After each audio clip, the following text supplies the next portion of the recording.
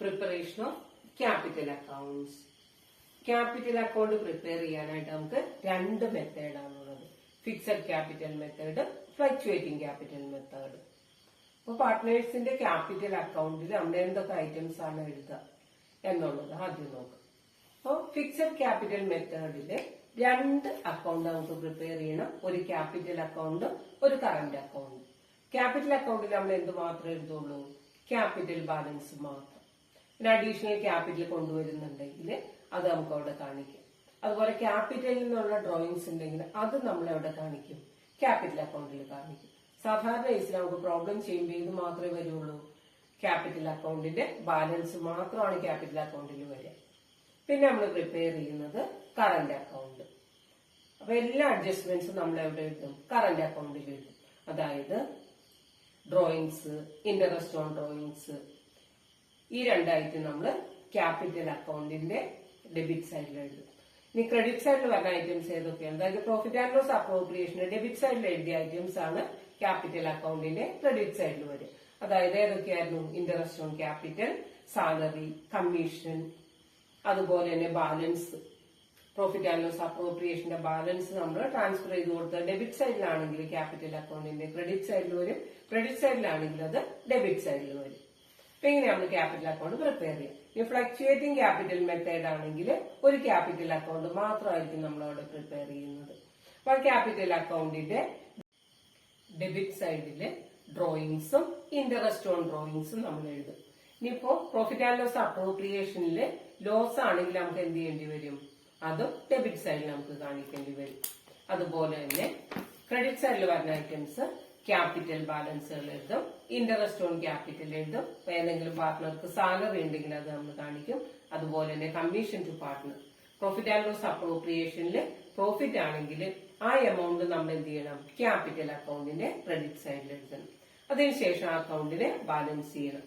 സാധാരണ കേസിൽ നമുക്ക് ക്രെഡിറ്റ് സൈഡ് ആയിരിക്കും കൂടുതൽ വരിക. ആ ക്രെഡിറ്റ് സൈഡ് കൂട്ടി എഴുതി അതിനുശേഷം അതിനെ ഡെബിറ്റ് സൈഡിലേക്ക് ട്രാൻസ്ഫർ ചെയ്തു. ആ ഡിഫറൻസ് നമ്മൾ കാൽക്കുലേറ്റ് ചെയ്യുന്നു. ആ എമൗണ്ട് ആണ് നമുക്ക് അവിടെ ബാലൻസ് ആയിട്ട് ക്യാപിറ്റൽ അക്കൗണ്ടിന്റെ ബാലൻസ് കിട്ടുന്നത്. ഇനി നമുക്ക് എങ്ങനെയാണ് ക്യാപിറ്റൽ അക്കൗണ്ട് പ്രിപ്പയർ ചെയ്യാമെന്ന് നോക്കാം. ഫ്ലക്ച്വേറ്റിംഗ് ക്യാപിറ്റൽ മെത്തേഡില് ക്യാപിറ്റൽ അക്കൗണ്ട് പ്രിപ്പയർ ചെയ്യുന്നത് എങ്ങനെയാണെന്നുള്ളതാണ് ഇപ്പൊ നമ്മൾ കാണാൻ പോകുന്നത്.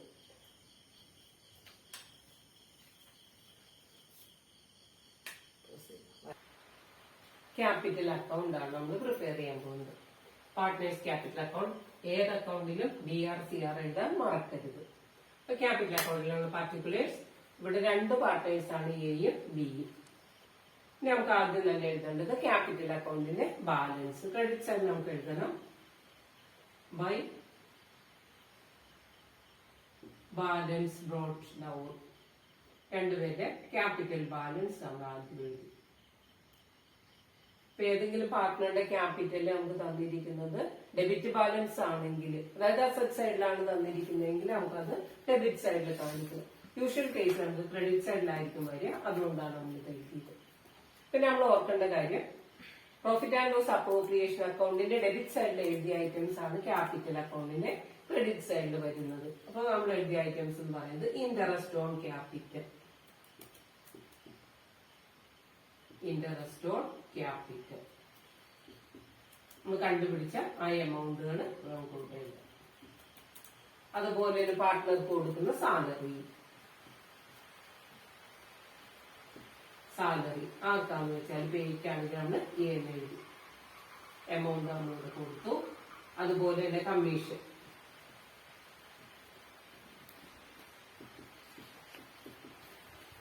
കമ്മീഷൻ ബിക്കാണെങ്കിൽ ബി കൂടി. പിന്നെ നമുക്ക് എഴുതേണ്ടതായിട്ട് എന്ന് പറഞ്ഞാല് പ്രോഫിറ്റ് ആൻഡ് ലോസ് അപ്രോപ്രിയേഷൻ അക്കൗണ്ടിന്റെ ഡെബിറ്റ് സൈഡിലാണ് നമ്മൾ ബാലൻസ് എഴുതിയിരിക്കുന്നതെങ്കിൽ, അതായത് പ്രോഫിറ്റ് നമ്മൾ ഡെബിറ്റ് സൈഡിലാണ് കാണിച്ചെങ്കിൽ അത് ക്യാപിറ്റൽ അക്കൗണ്ടിന്റെ ക്രെഡിറ്റ് സൈഡിൽ നമുക്ക് എഴുതണം by profit and loss appropriation account.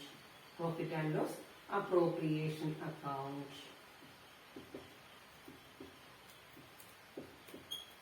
ആ ബാലൻസുകൾ നമ്മൾ രണ്ടുപേർ കൂടി. ഇനി നമുക്ക് ഡെബിറ്റ് സൈഡിൽ വരുന്ന items first one drawings. Drawings പറഞ്ഞാൽ എന്താണ്? പേഴ്സണൽ യൂസിന് വേണ്ടി ബിസിനസ്സിൽ നിന്ന് പിൻവലിക്കുന്ന ക്യാഷ് ഓഫ് ഗുഡ്സ് ആണ് നമ്മൾ ഡ്രോയിങ്സ് എന്ന് പറയാം. ആ എമൗണ്ട് രണ്ടുപേരുടെ ഡ്രോയിങ്സ് നമ്മൾ എഴുതി. പിന്നെ വരുന്ന item interest on drawings. Interest on drawings ഈ എമൗണ്ട് നമ്മൾ കൊടുത്തു. ഇനിയിപ്പോ നമുക്കിവിടെ പ്രോഫിറ്റ് ആൻഡ് ലോസ് അപ്രോപ്രിയേഷനിൽ ബാലൻസ് വന്നിരിക്കുന്നത് ലോസ് ആണെങ്കിൽ നമുക്ക് ഇവിടെ വരും. സാധാരണ കേസിൽ നമുക്ക് പ്രോഫിറ്റ് വരിക ആ ബേസിലാണ് ഇപ്പൊ നമ്മൾ എഴുതിയിരിക്കുന്നത്. അപ്പൊ നമുക്ക് കൂടുതലുള്ള സൈഡ് കൂട്ടി എഴുതണം. അപ്പൊ നമുക്ക് ഇവിടെയാണ് കൂടുതൽ വന്നിരിക്കുന്നത്. നമ്മളത് കൂട്ടി എഴുതി. അതിനുശേഷം എന്ത് ചെയ്തു? ആ എമൗണ്ടിനെ നമ്മൾ ഡെബിറ്റ് സൈഡിലേക്ക് ട്രാൻസ്ഫർ ചെയ്തു.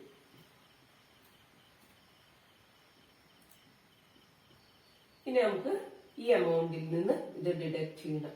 ആ കിട്ടുന്ന ആ എമൗണ്ട് ബാലൻസിങ് ഫിഗർ അതിന്റെ നേരെ നമ്മൾ എന്ത് എഴുതും? 2 ഇവിടെ ചേർക്കാൻ, ചേർത്തില്ലെങ്കിലും കുഴപ്പമൊന്നുമില്ല.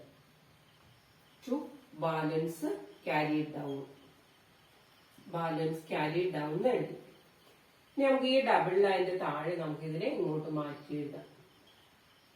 ബൈ ബാലൻസ് ബ്രോട്ട് ഡൗൺ എന്ന് പറഞ്ഞിട്ട് നമ്മൾ ഈ എമൗണ്ടിന് കിട്ടിയ ബാലൻസ് ക്യാരി ഡൗണിനെ ഇങ്ങോട്ട് നമ്മൾ ട്രാൻസ്ഫർ ചെയ്തു. Balance brought down. ഇങ്ങനെയാണ് നമുക്ക് ക്യാപിറ്റൽ അക്കൗണ്ട് പ്രിപ്പയർ ചെയ്യേണ്ടത്. അപ്പോൾ ഫ്ലക്ച്വേറ്റിംഗ് ക്യാപിറ്റൽ മെത്തേഡ് അനുസരിച്ച് ക്യാപിറ്റൽ പ്രിപ്പയർ ചെയ്യുന്നത് ഇങ്ങനെയാണ്.